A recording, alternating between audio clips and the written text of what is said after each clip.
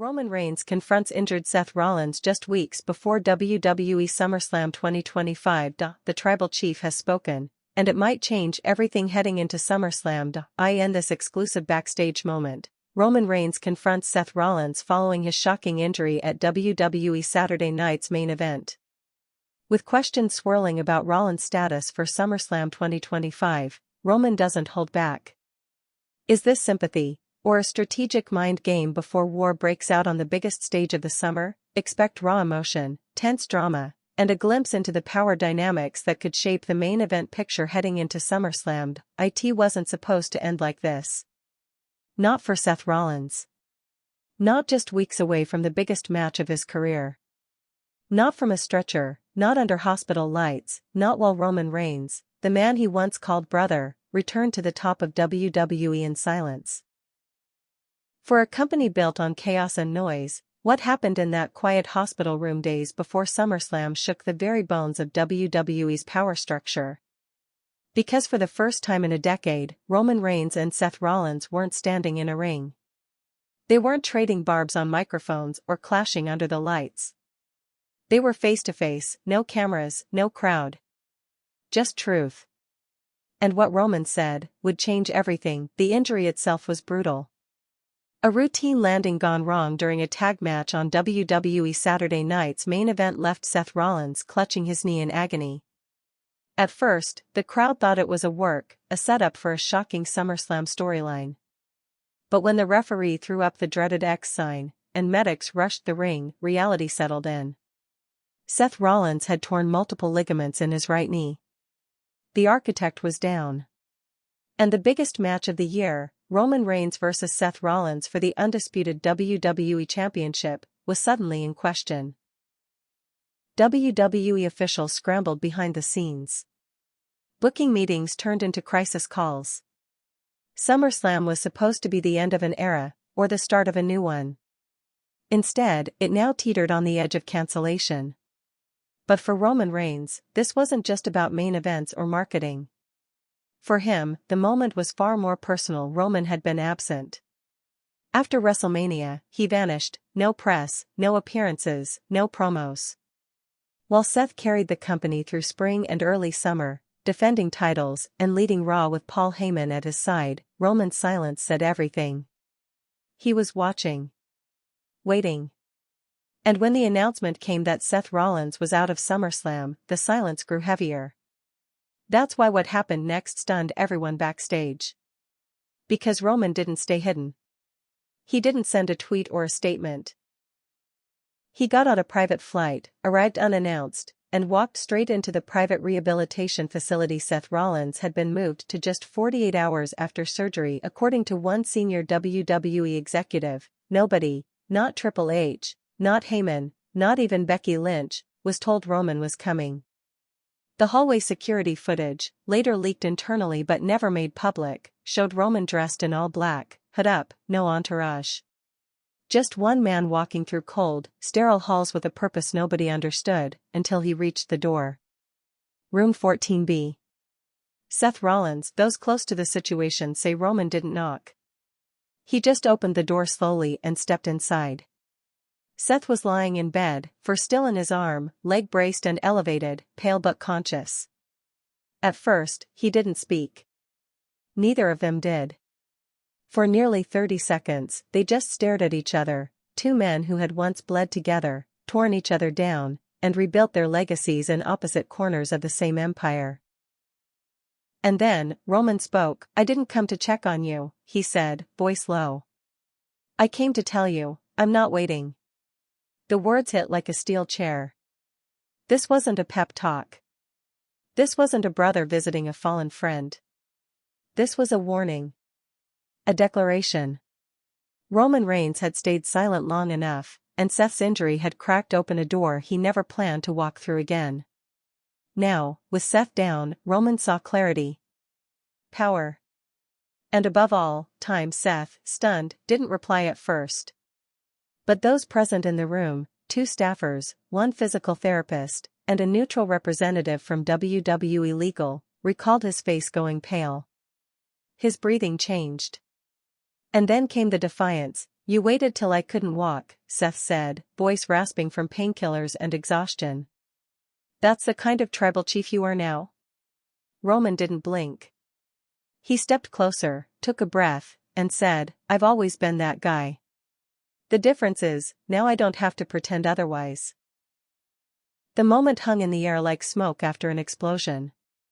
For years, Roman and Seth had played their parts, sometimes rivals, sometimes reluctant allies, but always under the same rules.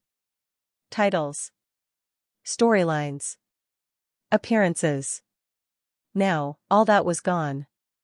This wasn't television.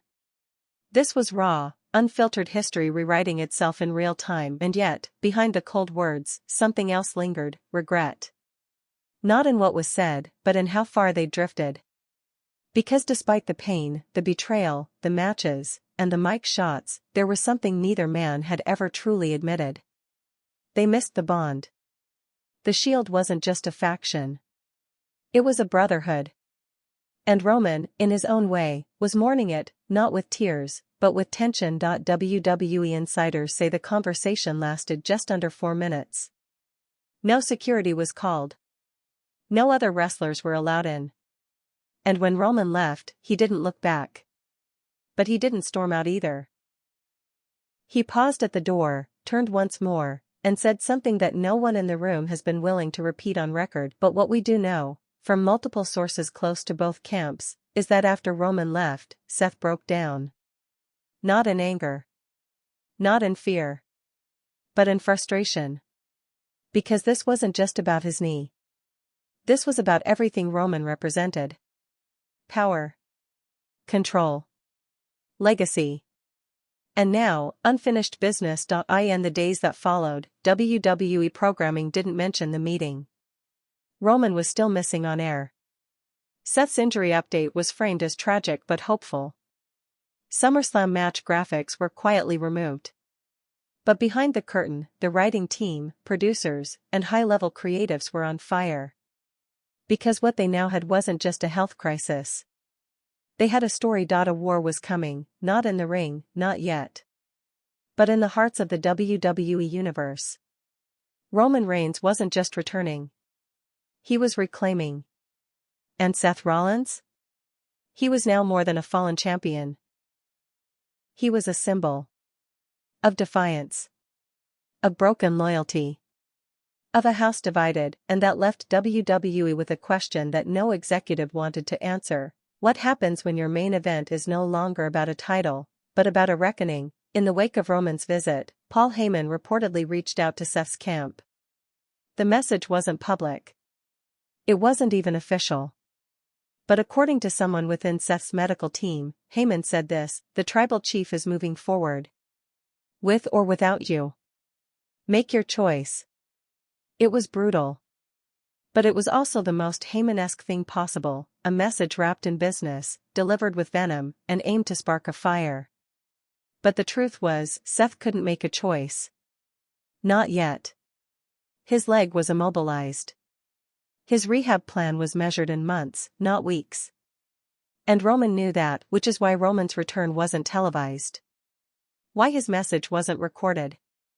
Because for once, the tribal chief wasn't performing.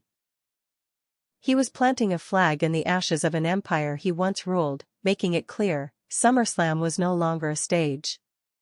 It was a battlefield. And Seth? He was already losing. One insider who has worked with both men during their Shield days put it this way: this isn't a promo war anymore. This is personal. Roman's done watching. He's hunting. As the SummerSlam build-up continues, questions swirl. Will Seth appear in any capacity? Will he speak out? Will Roman take the ring solo, addressing the fans himself for the first time in nearly 5 months? And most of all, who fills the void? Because Roman didn't just walk into that hospital room to settle a score. He walked in to send a message to the entire locker room. The bloodline may be fractured. Paul Heyman may be playing both sides. But Roman Reigns is ready to remind the world why he became the face of WWE in the first place. And Seth Rollins? He's left to wonder if this was ever about the injury. Or if the injury was just Roman's opportunity to strike, what happens when gods fall? That's the question echoing through the halls of WWE as SummerSlam approaches. Because this isn't just about titles anymore. This is about identity. About a brotherhood that broke under the weight of ambition. About two men who climbed the same ladder, only to tear it apart on the way down, and behind all the noise, all the PR, all the branding, one truth remains: Roman Reigns didn't just visit a hospital. He visited a graveyard, the graveyard of what used to be, and now, he's ready to bury the past, once and for all. But burying the past is never so easy.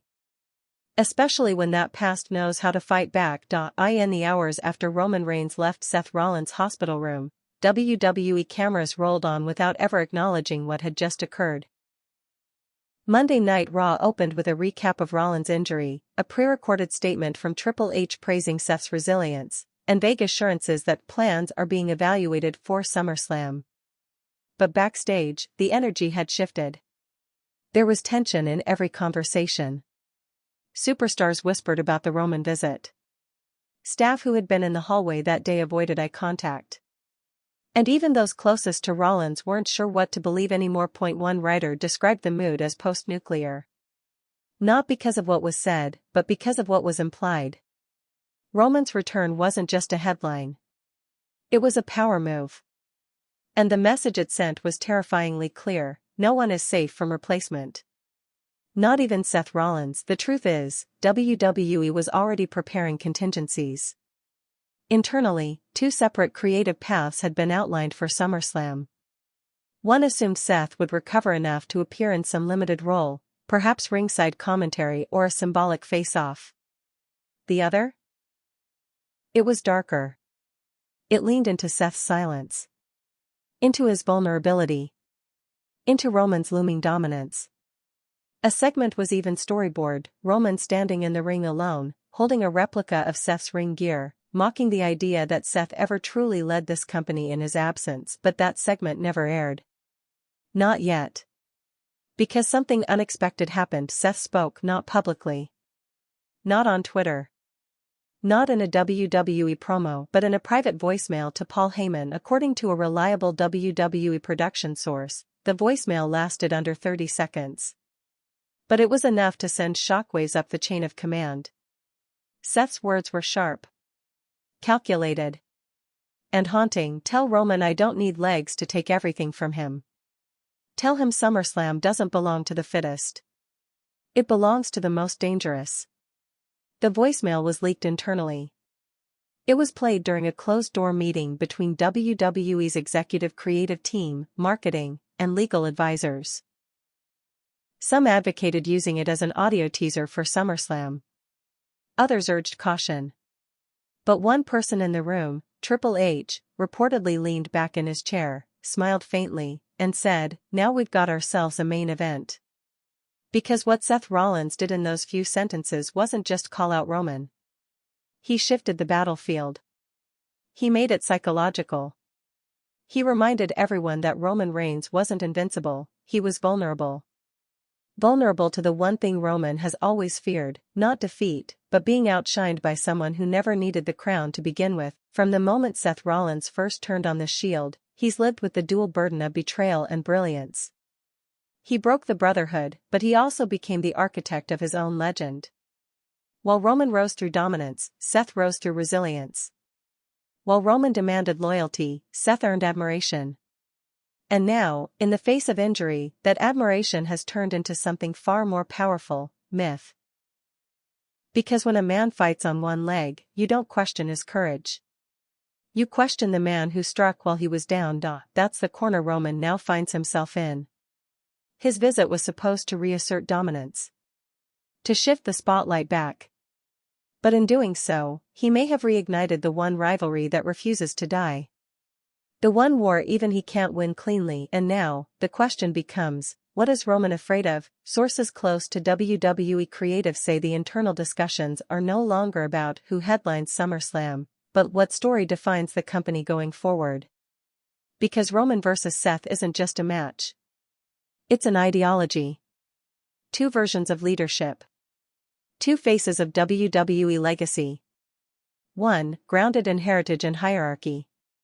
The other, built on rebellion and reinvention. Roman's silence since the hospital visit speaks volumes. He hasn't responded publicly. He hasn't appeared on SmackDown. But there are murmurs. A surprise appearance. A segment already filmed in secret. A confrontation still to come. What's most telling, however, is the shift in tone around the bloodline. According to insiders, Roman is distancing himself from the chaos of Solo Sikoa and Jacob Fatu. While Paul Heyman continues to manipulate both sides, whispering promises to Seth, controlling narratives with Roman, it's clear that Roman Reigns is operating alone now. The tribal chief doesn't need an army. He just needs a purpose, and Seth has given him one. In the days leading to SummerSlam, WWE will release cryptic promos. Voices without faces. Audio from locker rooms. Clips from interviews never aired. But all of it points toward one inevitable climax, the reckoning between two icons, one injured in body, the other wounded in pride. One official described it best: this isn't a build. It's a storm. One of them is going to lose something they'll never get back. Meanwhile, in California, Seth continues his rehab. But those closest to him say something is different. He's pushing harder. Refusing rest. Working through pain. Not to wrestle, but to walk. To appear. To stand face to face in front of the man who stood over his hospital bed and declared war without raising a hand. Becky Lynch, while publicly quiet, has been unwavering in support. She's cancelled upcoming appearances. She's focused on keeping Seth grounded, but insiders say she's also preparing. Strategizing. Because while Seth may walk alone into SummerSlam, she will be the first to throw the punch if Roman dares cross a line. There's talk, unconfirmed, of a last-minute face-to-face segment between Roman and Seth just nights before the event. No physicality. No contact. Just words. History. And the kind of electricity that makes a WWE arena go silent before the first syllable is even spoken. But the truth is, no script can fully capture what these two men are carrying. Roman is chasing legacy. Seth is defending survival. And WWE, caught in the middle, is about to deliver its most emotionally charged main event since the Shield broke apart. Because this time, it's not about gold. It's about ghosts. Ghosts of betrayal. Of silence. Of hospital rooms and hallway stairs. Of titles held too long. Of pride that bends but never breaks. And somewhere, in the shadows of everything they've built and destroyed, one truth waits to be revealed. Only one of them will leave SummerSlam whole, and so the countdown begins, not to a match, but to a moment. A moment when the arena lights will dim, not to welcome a champion, but to expose a wound that never truly healed. WWE has framed SummerSlam as the biggest party of the summer. But behind the confetti and commercials, everyone knows what's really coming. A reckoning. Roman Reigns isn't just returning to claim what he believes is rightfully his. He's returning to test whether the WWE Universe still bows when he speaks, or whether the time of the tribal chief has finally, quietly, begun to fade. Because Seth Rollins, broken knee and all, is not fading. He's refusing to. Even if he never steps into that ring at SummerSlam, even if he hobbles down the ramp or appears only through satellite, his presence now casts a long shadow. The kind of shadow Roman Reigns can't ignore. The kind that follows you, even when you walk alone. Backstage in WWE, there's been a shift, subtle but seismic. Younger talent who once idolized Roman now whisper about Seth's determination. About how legacy isn't measured in how long you stay on top, but in what you risk to get there. And right now, Seth is risking everything. His body. His family's peace. His hard-earned place at the top of a company that didn't always have room for his kind of chaos. But maybe that's what scares Roman the most. That for all his dominance, all his days as champion, all his wise man whispers and bloodline theatrics, it's Seth who has always been the most dangerous. Not because he plays the game better, but because he doesn't play it at all. This dynamic is what has now gripped WWE storytelling by the throat. For the first time in years, the line between reality and narrative has vanished. Fans aren't asking who's going to win. They're asking who's going to walk away intact. Who's going to crack first? Who's going to say the one thing they've kept buried for a decade and the most terrifying truth? That neither of them might survive what's coming emotionally, physically, or professionally. Roman's empire has cracks. Seth's soul has scars. And their brotherhood, once the heartbeat of the Shield, is now a battlefield littered with regret, ambition, and silenced. In a recent leaked production note, a WWE producer summarized the situation in a single line: "This isn't about titles. It's about thrones. And there's only room for one king." As SummerSlam approaches, Roman's isolation grows. His contact with Heyman is said to be brief. He hasn't visited the Bloodline locker room. He hasn't approved any merch drops or creative segments. He's training, but not talking. Watching, but not showing. Those closest to him say it's not a strategy. It's something darker. Something more vulnerable. A man once surrounded by family now walking into battle alone, haunted by the one man who never feared him. Meanwhile, Seth's team is doing something unexpected. They're inviting the chaos. Planning to lean into the real. Using actual recovery footage. Considering a sit-down with Corey Graves. Nothing scripted. Just Seth, raw, stitched together, and still defiant. The message is simple: I may not walk into SummerSlam the same, but I will not crawl out of it. If WWE chooses to let them meet one last time before the pay-per-view, the moment will be seismic. And yet, even if they don't, the match has already begun. Roman entered Seth's room. Seth answered. And now the whole world is watching what happens when two legacies collide off-script, off-balance, and without backup. Because SummerSlam is no longer just a destination. It's a mirror, and in that mirror, Roman sees a man who once needed silence to rule. Now, he's being drowned by the echoes of a brother he never truly buried. This is the match no one will forget, even if no bell rings, because whether it's settled with fists, with words, or with a final stare across a sold-out stadium, WWE's soul now rests in the hands of two men who once stood for unity. Now, they stand on opposite sides of a fault line, and it's about to break. In the wake of SummerSlam, silence fell like a curtain. No fanfare. No celebration. No handshake. The stadium emptied slowly that night, not with the roar of triumph, but with stunned disbelief. Because what unfolded between Roman Reigns and Seth Rollins wasn't a match. It was a reckoning, and everyone who witnessed it understood something irreversible had just happened inside WWE. Despite being medically disqualified, Seth Rollins made good on his word. He arrived. Not as a competitor, but as a symbol. Limping through the curtain with a brace still strapped to his right leg, he refused a crutch, refused help, refused sympathy. He stood at the top of the ramp as Roman Reigns waited in the ring, eyes locked, arms crossed, silent. For a full minute, neither man moved. No music. No pyrotechnics. Just the weight of 10 years between them, pressing down on every breath. And then Seth walked, step by step, each one a silent war with pain. He descended that ramp. Not to fight. Not to reclaim a title. But to confront a legacy. Roman didn't flinch. The confrontation that followed was not scripted. At least not entirely. WWE insiders have since confirmed that Triple H allowed Roman and Seth complete creative freedom for that moment, trusting that whatever happened would speak louder than any written promo. It did. Seth stood in the ring, inches from the man who once stood at his wedding. His breath was heavy, his hands trembling, not from fear, but from restraint. Roman's expression never changed. But in his eyes? Something flickered. Not anger. Not triumph, doubt. Seth was the first to speak.